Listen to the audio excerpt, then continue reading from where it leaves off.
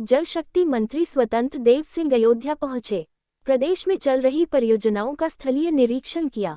इस दौरान उन्होंने कहा कि यूपी में 1600 परियोजनाएं 8 वर्ष में हुई पूर्ण, 40,000 हेक्टेयर भूमि संरक्षित करते हुए सुरक्षित की गईं।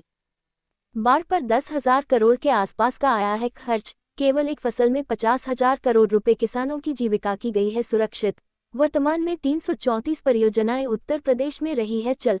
परियोजनाओं को पूर्ण करने के लिए है चुनौती। बाढ़ से पहले किसी भी परिस्थिति में पूर्ण करना होगा परियोजनाओं को। पिछले 8 वर्षों में बाढ़ में किसी प्रकार की नहीं हुई है जनहानि, ना हुई है कटान। 15 जून तक राज्य की सभी परियोजनाएं हो जाएगी पूर्ण या खतरे के निशान से हो जाएंगे ऊपर। बाढ़ के समय नदियों के चैनलाइज करने के लिए किया जा रहा है प्रयास। चल रहा है ड्रेजिंग का कार्य। राज्य में कई नदियां में ड्रेजिंग का कार्य चल रहा है। सरयू के घटते जल स्तर पर भी उन्होंने कहा, बरसात के पानी को रोकने और करना होगा जल संचय, बनाना होगा इसको जन आंदोलन, तभी चलेगा कार्य।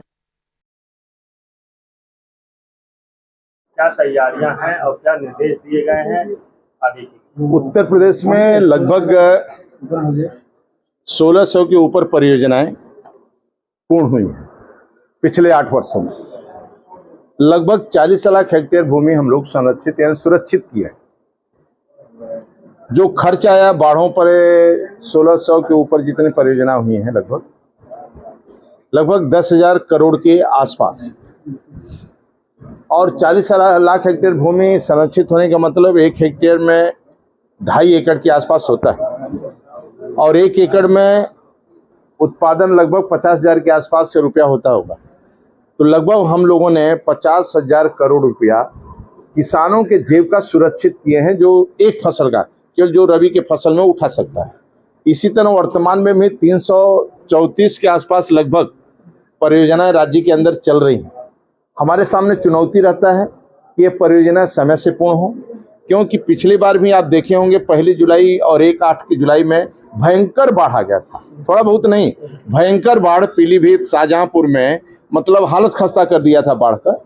और इस बार जो बाढ़ आया और कठिन जब हुआ बाढ़, जब गंगा जी का और सरयू का एक साथ बाढ़ आ गया, जो बलिया में दोनों एक साथ अटक के, जब गंगा जी का बाढ़ आता है निकल जाता है, बाद में सरयू और घाघरा का बाढ़ आता है तो कंट्रोल हो जाता है, लेकिन दोनों एक साथ पानी पहुंचने के कारण पानी बैक करता है, जिसके कारण कंट्रोल करना हम सबके सामने चुनौती रहता है, हमारे अधिकारी कर्मचारियों के सामने।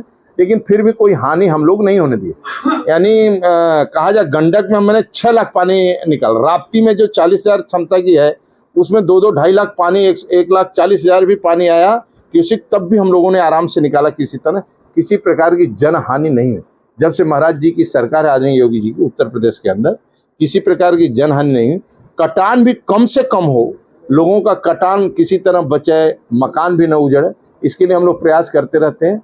इस बारे में इसीलिए हम लोग गर्मी में निकले कि 15 जून तक राज्य की सभी परियोजना पूर्ण हो जाए या खतरे निशान के ऊपर वो परियोजना पूर्ण हो जाए, इसलिए हम लोग निकले हैं।